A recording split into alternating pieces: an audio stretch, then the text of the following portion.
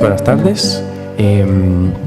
Pues mi nombre es Nicola y Nicola Cerantola. Llevo unos cuantos años colaborando con Gema. De hecho, ya han pasado 5 años. Imaginaros que aquí realmente había campo antes y ahora mirad lo que hemos montado. Es un verdadero placer estar aquí y poder introducir estas 2 primeras mesas.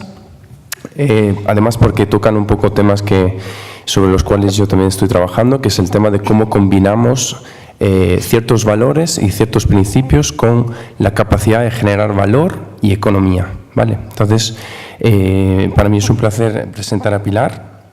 Tengo aquí su currículum bastante largo, entonces no me voy a extender mucho. Simplemente decir que es la fundadora y directora de Modaes, que es la revista de referencia en negocios de la y nosotras. Enseña en diferentes universidades, está siempre organizando diferentes iniciativas que realmente están generando valor en el ámbito de la moda. Me contaba anteriormente que en los últimos años se han estado acercando al tema de la moda sostenible y ahora nos contará un poco cuáles han sido lo que han estado haciendo y bueno, dejo la palabra a Pilar y nada, muchas gracias.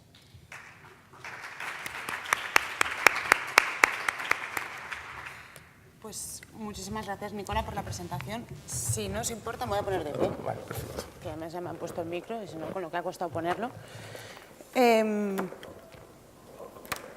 Si me permitís, antes de nada, presento brevemente, os explico qué es Modaes brevemente. Modaes.es es un medio de comunicación especializado en el negocio de la moda. Actualmente somos líderes dentro del pequeño nicho de los profesionales del sector. Nacimos hace 7 años, este año hemos hecho 7 años, con un proyecto totalmente independiente. Lo lanzamos porque vimos que el sector de la moda era importante, generaba negocio, generaba actividad y no había un medio de comunicación que estuviera dando una respuesta a las necesidades del sector, de los profesionales. Bueno, en todos los países donde la moda es importante como negocio existía... Ay, ahora se está pasando todos. Existía un medio de referencia, en España no había y ahí es donde nosotros hemos ocupado el hueco. Porque en España hay una baja sensibilidad por el sector de la moda como negocio. No se considera un negocio cada vez más, pero bueno, es un trabajo que se va haciendo poquito a poco. Nuestro trabajo diario es una web, bueno, obviamente es un diario online que se comunica a través de un newsletter que reciben más de 7.000 personas cada mañana en su smartphone, bueno, donde sea, pero obviamente en el smartphone la mayoría de la gente, a las 6 de la mañana cada día. Editamos dossiers, que son publicaciones específicas, de hecho el último que hemos lanzado era justo sobre moda sostenible. Lanzamos una revista en papel, cuando todo el mundo pensaba que el papel estaba olvidado para los medios de comunicación, nosotros creímos que era un buen momento para apostar y de momento está funcionando muy bien. Hacemos informes, hacemos barómetros, editamos guías, que son formatos de, bueno, pues documentos más de información práctica. Al final lo que hacemos es responder a las necesidades de un profesional del sector. Si me permitís, para empezar, tiramos el primer vídeo.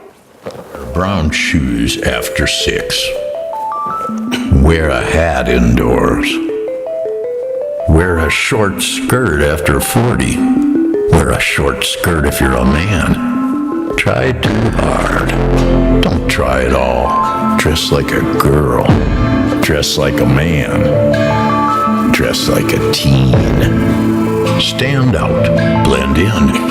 Mix prints, mix pink and red, show your panty line, go commando, cover up, show it all, be trashy, be neat, wear pink, wear blue, wear yellow if you're blonde, wear red if you're a redhead, wear socks and sandals, look fake, look chic, look shake, be a princess, be boring, take a stand, be uniform, be liberated, be old, be new.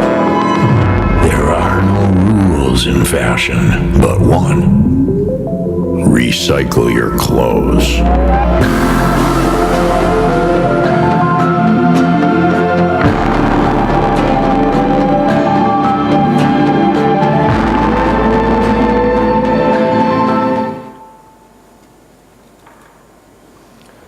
Bueno, cuando hace ya un par de meses o así, Gemma nos propuso dar esta charla, empezamos a pensar, bueno, ¿y de qué vamos a hablar nosotros sobre modas sostenibles? Además, incluso hacemos una revista en papel, de papel reciclado, pero es papel al final, que no es muy sostenible.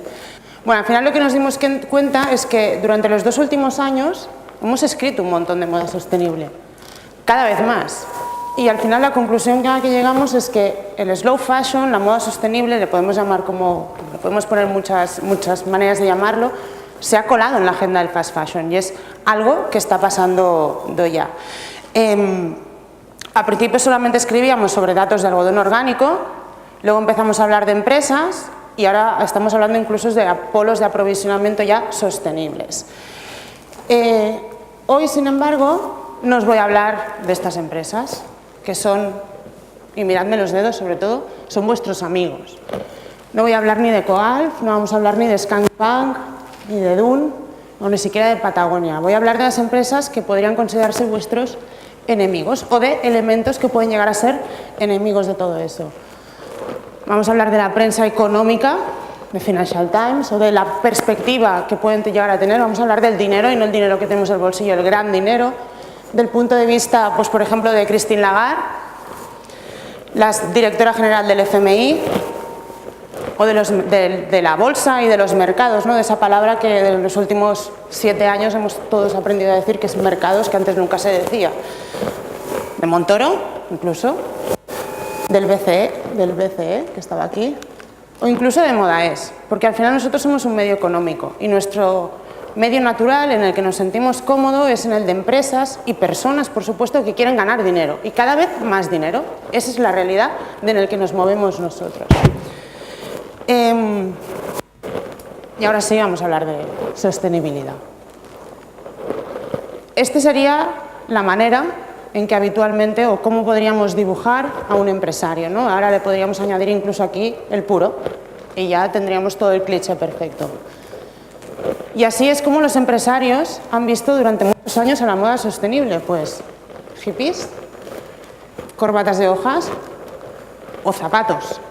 Productos imposibles, sin ningún tipo de salida comercial y sin salida en el mercado, sin encaje, sin nadie que los fuera a comprar.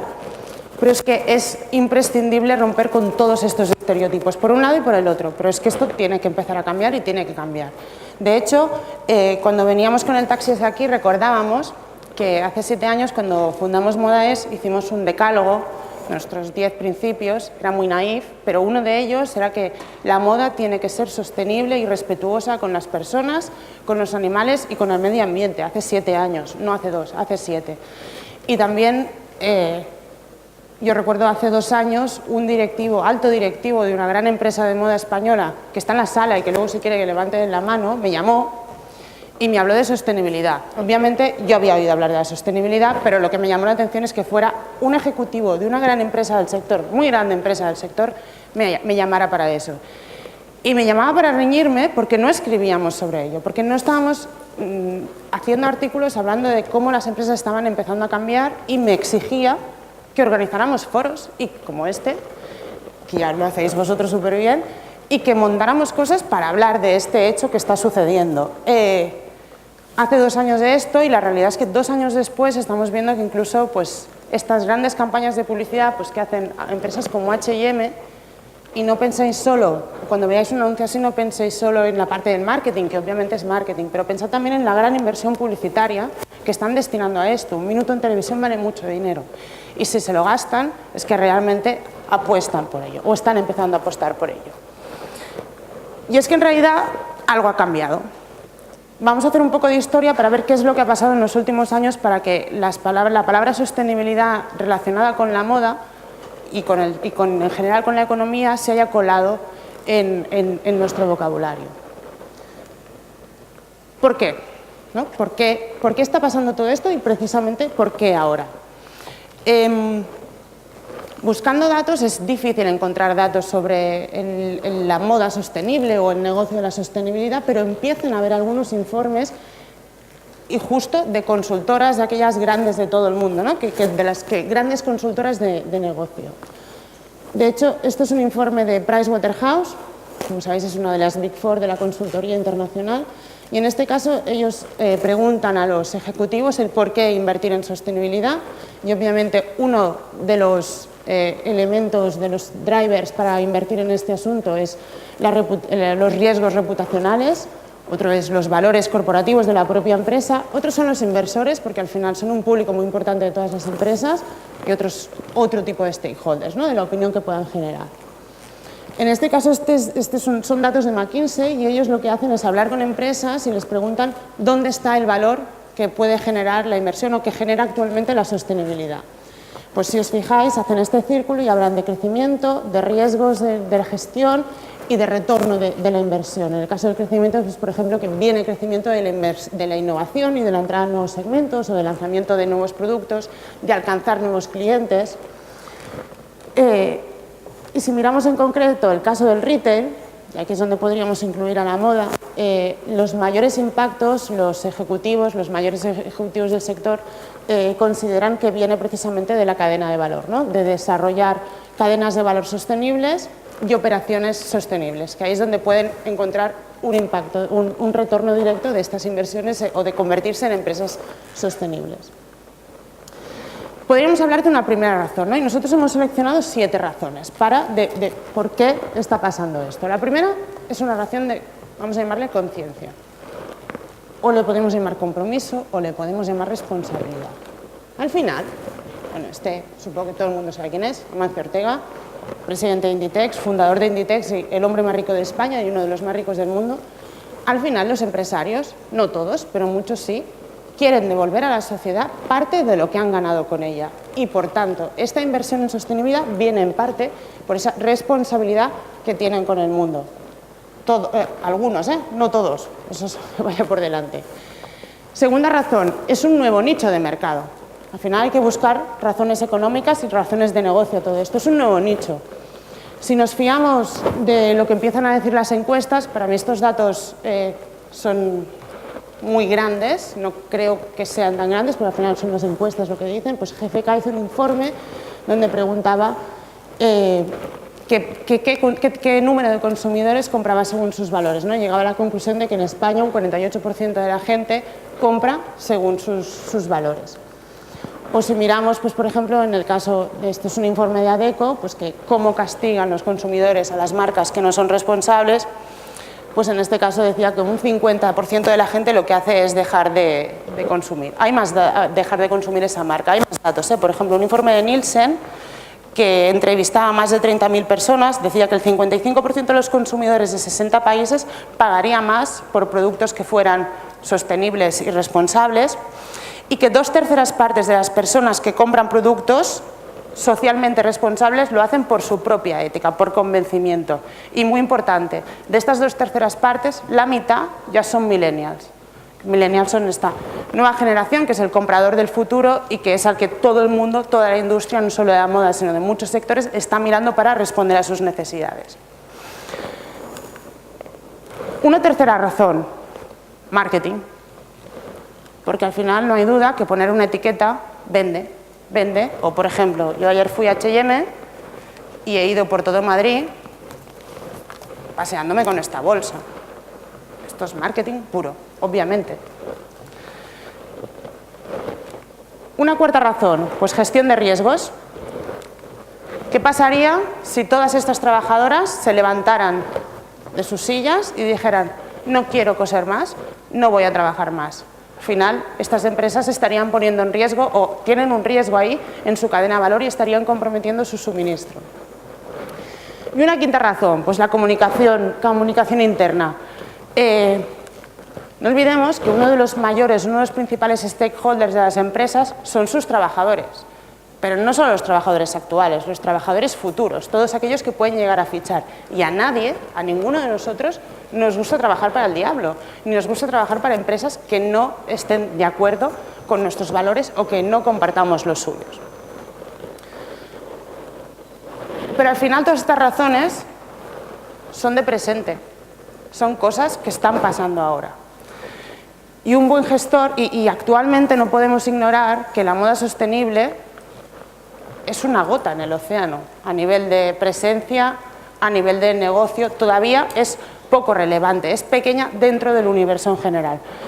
Pero en realidad un buen gestor lo que hace no es mirar a 3 meses vista, no piensa en los resultados del próximo trimestre o no debe pensar solo en los resultados del próximo trimestre y en el caso de que cotice en bolsa del impacto que va a tener esos resultados en la cotización. Un buen gestor tiene que pensar a 20 años vista, a cómo se va esa empresa o cómo va a construir su empresa para que dentro de 20 años siga funcionando y pueda tener todavía posicionamiento en el mercado. Y aquí aparecen dos razones de futuro. Y son las razones que en nuestra opinión, son las que están moviendo a estas grandes empresas a meterse dentro de la sostenibilidad y a volcarse en ella. La primera razón, o la sexta razón de estas dos de futuro, es que los recursos son finitos, se acaban, y cuando se acaben no se podrá hacer nada. Con lo cual, eso impactará directamente en el producto. Y una séptima razón es la seguridad de suministro. O sea, hasta dónde podemos tensar la cuerda de la desigualdad social en el mundo para nosotros o las empresas, para que las empresas puedan seguir produciendo con seguridad en cualquier lugar del mundo. Es hasta dónde se puede tensar. Si miramos, por ejemplo, los salarios que hay en las diferentes partes del mundo, obviamente hay diferencias brutales. Pero lo que está claro es que al final esto se está metiendo en las empresas, la sostenibilidad es cada vez una obligación más grande para las empresas y está en la agenda, o al menos en el discurso, ¿no? Y fijémonos en estas frases que hemos seleccionado algunos. Vemos en la sostenibilidad, tanto ambiental como social, un camino poderoso hacia la innovación y es una parte crucial de nuestras estrategias de crecimiento. Esta frase, ¿os imagináis quién la puede haber dicho? Pues en este caso fue Mark Parker, que es el CEO de Nike. Nike está comprometida, o está empezando a estar comprometida con todos estos asuntos. No solo se puede crecer y seguir siendo sostenible, sino que ser sostenible es clave para el crecimiento de la empresa. En este caso es Hannah Hallin, de H&M, que es la directora de RSC Mundial. La sostenibilidad tiene que estar presente en todo lo que hagamos. No creo que sea una cuestión de precios, sino que es un deber para nosotros intentar realmente ser lo menos tóxico posibles. Y en este caso es Nigel Griffiths, de Adidas, que es el responsable de España de Adidas, quien dice esto. Y la última, nuestras puertas están abiertas, tanto aquí como en la cadena de producción. Esta frase es de Pablo Isla, presidente de Inditex y la empresa número 1 del mundo de gran distribución de moda. Y la dijo en la última junta de accionistas, cuando tenía a todos los inversores, a toda la prensa, a todo el mundo pendiente de lo que estaba diciendo, lanzó este mensaje. ¿Cómo? ¿Cómo se está colando todo esto en la agenda de las empresas, ¿no? ¿Qué es lo que está pasando para cómo podemos ver que la sostenibilidad está en la agenda de las empresas y que están empezando a hacer cosas? Una primera manera sería pues, con el desarrollo de materiales. De hecho, y aquí permitidme que me refiera a Giuseppe Toni, que es una de las mayores gurús de sostenibilidad en el caso de la moda. Ella lo que dice es que la moda sostenible no se tiene que ver que es sostenible. Tú tienes que ver que es una prenda bonita, la estética tiene que primar. Y que todo el desarrollo vendrá porque haya nuevos materiales que permitan que esa ropa sea sostenible. De hecho, he buscado unos datos, la ONG Textile Exchange, que no es sospechosa de nada, dice que el 81% de las principales empresas del sector de la moda ya están abordando el uso de materias primas a nivel estratégico. Y que en concreto el 70% de las empresas utilizan de forma voluntaria estándares que garanticen el origen de sus materiales. Otra manera de ver cómo se está colando en la agenda, pues el close the loop, ¿no? Aquello, el cerrar el círculo. Y aquí seguramente el mejor ejemplo es el de H&M y la unión con Kering. H&M, número 2 mundial de la gran distribución, Kering, con Gucci, tercer gran grupo de lujo del mundo, se han unido y de mano de una empresa británica que se llama Worn Again, lo que están haciendo es desarrollar un sistema que permita separar el poliéster del algodón de las prendas de H&M para luego poderlas reutilizar en la división de moda deportiva de Kering, donde está Puma y marcas como Puma o marcas como Volcom. ¿Cómo se apoyan? Pues se apoyan en una startup que es Wornagen, que lo que hace es el desarrollo tecnológico. ¿Cómo más? Pues con nuevas tiendas más eficientes y que generan ahorros energéticos. Aquí tendríamos, por ejemplo, el mapa de las tiendas ecoeficientes de Inditex, que para que os hagáis una idea, una tienda ecoeficiente en el caso de Inditex pues permiten ahorrar un 20% de electricidad o hasta un 50% del consumo de agua. En concreto, desde 2007 Inditex ha construido 2.419 tiendas y ha hecho más las reformas, sería más del 50% del parque total de tiendas de Inditex ya es ecoeficiente. Pensad en la inversión que supone hacer estas tiendas. No es lo mismo que hacer una tienda normal o que no sea ecoeficiente. Están gastando el dinero en estas cosas. O nuevos consumos, materiales que de repente empiezan a crecer. Bueno, no tan de repente. Pues vemos, por ejemplo, la evolución de la producción de algodón orgánico y si se produce más, pues obviamente es porque se consume más o porque va a haber más empresas que lo van a utilizar. Y otro gran cambio que se está produciendo son las nuevas condiciones, y este afecta directamente a las personas, son las nuevas condiciones, ¿no? Unas mejoras laborales. Este señor de aquí, ¿alguien sabe quién es? Es Isidor Bosch, que es el director del departamento de RSC de Fiteca, Comisiones Obreras, y sobre todo es el coordinador del sindicato industrial para la aplicación del acuerdo marco de Inditex. Inditex fue la primera empresa del sector que firmó un acuerdo con los sindicatos para dejarlos entrar a sus sedes, a sus fábricas y investigar y ver qué estaba pasando. Es el primero que abre sus puertas, después han ido otros, pero es el primero. Y ahí hay sindicatos, que eso es lo que demuestra o lo que nos da pie a pensar que realmente se está analizando con lupa. Hay sindicatos de todo el mundo analizando y pasando revista a lo que hace Inditex. O si miramos, por ejemplo, los salarios, la evolución de los salarios de H&M, la semana pasada H&M publicó la memoria de sostenibilidad, que es un tocho impresionante con todas las cifras. H&M es transparente hasta tal punto de que publica toda su lista de proveedores con nombre, dirección, teléfono. O sea, está muy seguro, a priori parece, ¿no?, que está muy seguro de lo que está haciendo.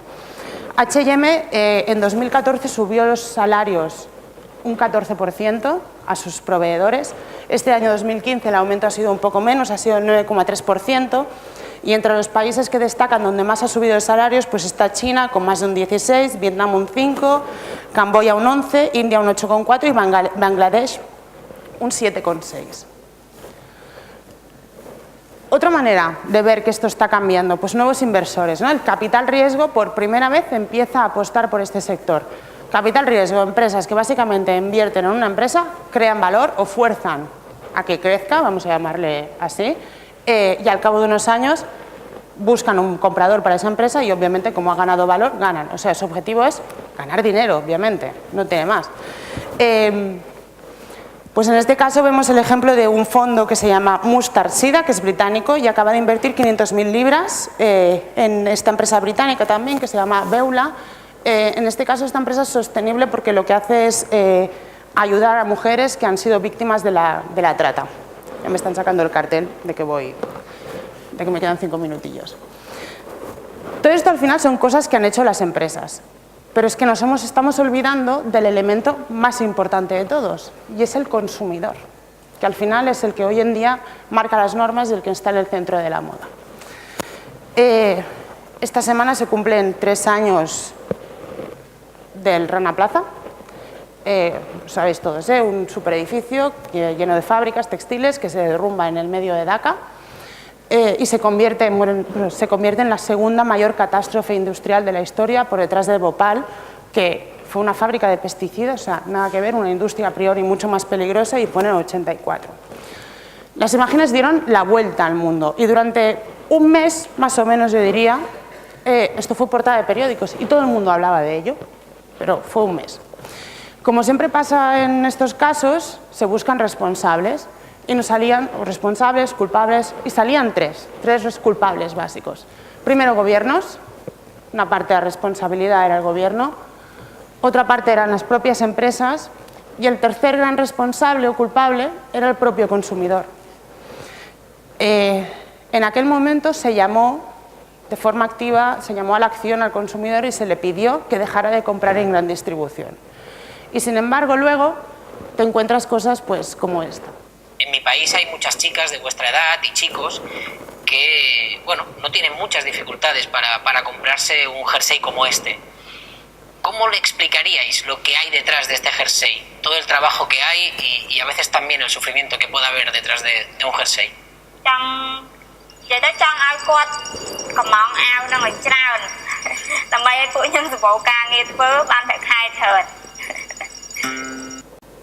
¿Qué le dirías a estas chicas? Pues que compren más y así me subirán el sueldo.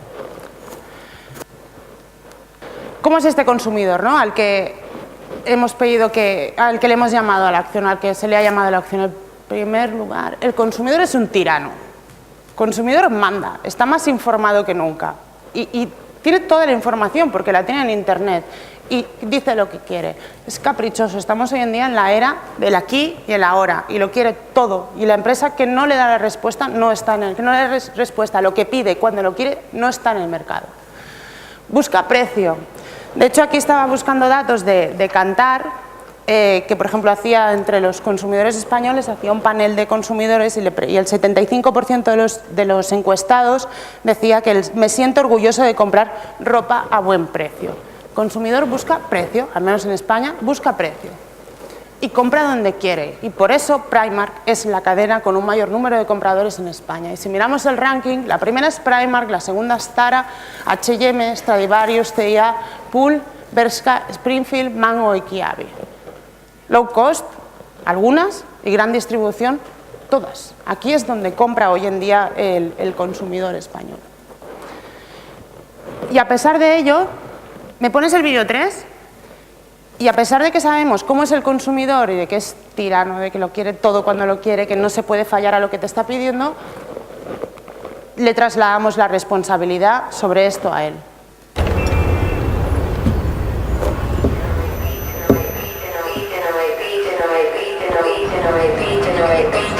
Regenerate the nation, regenerate the nation, regenerate the nation, regenerate the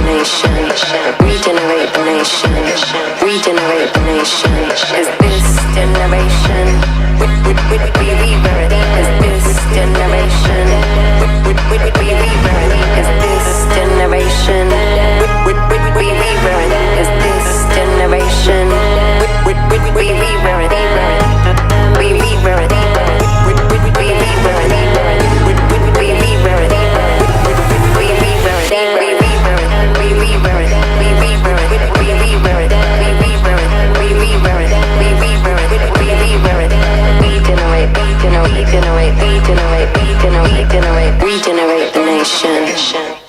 Fijaros lo que hace H&M, ya voy, termino ya. Fijaros lo que hace H&M, es decirle, únete tú, tráeme tu ropa tú, y eres tú quien tiene que hacer que esto cambie. Está trasladándole la responsabilidad a él. Bueno, ¿por dónde puede venir el cambio? Y ya terminamos, ya no queda nada. ¿Por dónde puede venir el cambio? Por un lado, es una cuestión de imagen, porque llegará un momento en que comprar ropa que no sea sostenible o comprar ropa sin parar y de una manera compulsiva esté mal visto, y al final es una cuestión de imagen, de ejemplo y de educación. Y el mejor ejemplo es el reciclaje. Ejemplo, caso práctico, en la oficina.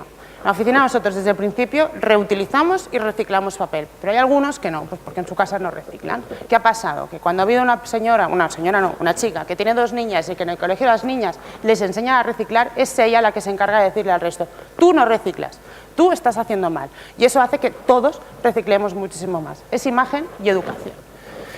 Y por otro lado, el precio. La moda sostenible tiene que ser más asequible. Está claro que a medida que se estandaricen procesos, los precios empezarán a bajar y eso hará que todo sea más asequible para el consumidor, pero hay que hacerle la ropa asequible al consumidor. Podemos ver el precio de 3 maneras. Una es esta. Otra, pensar en que vamos a llegar a un extremo en que la superpoblación, el precio de la escasez de materias primas hará que los precios suban tanto que haya que consumir a esos precios, y por obligación el consumidor tendrá que pasar a comprar menos y a consumir a precios muchísimo más altos. No hace falta que nos pongamos en ese extremo de fin del mundo y de que se acaba el orden como lo conocemos. Hay que educar al consumidor y yo creo que en eso la gran distribución está jugando un papel. Está enseñando al consumidor unos nuevos precios, poco a poco, pero si no, ¿qué son los rangos de precios que pone H&M con la Conscious Collection? No son los precios normales, son precios más altos. Le está enseñando al consumidor que un vaquero igual ya no puede valer 9 euros, que tiene que valer un poco más porque está hecho de una manera distinta. Y el poder de prescripción que tienen las empresas es enorme. Podríamos pensar que estamos ante un modelo que está en riesgo, ¿no? Al final es una cuestión de volumen, de producir muchísimo para producir a costes pequeños y, por tanto, vender a precios bajos y con margen. Podríamos pensar que estamos ante un modelo en riesgo, pero en realidad no, porque se puede ser igual de fast, pero con un volumen más pequeño y con unos precios más altos. Es readecuar o reordenar el mapa. Dejadme que termine con esta frase. Nuestras acciones en las décadas inmediatamente venideras pueden implicar el riesgo de una disrupción de la actividad económica y social durante el resto de este siglo y el siguiente, de una escala parecida a la de las grandes guerras y la Gran Depresión. ¿De quién es esta frase? Pues de Nicholas Stern, que hemos visto que es el primero que pone cifras al cambio climático. Y ya para terminar, hace unos años, Pingüino vive donde hace frío, hace unos años cuando había gente que se atrevía a hablar de que el cambio climático era una mentira y que no era real. Hoy en día, cuando hay gente que dice eso, todo el mundo le acusa con el dedo y le dice que está loco, que sí que es una realidad. Pues lo mismo va a pasar con la moda sostenible o con el consumo responsable. Nada más, muchísimas gracias.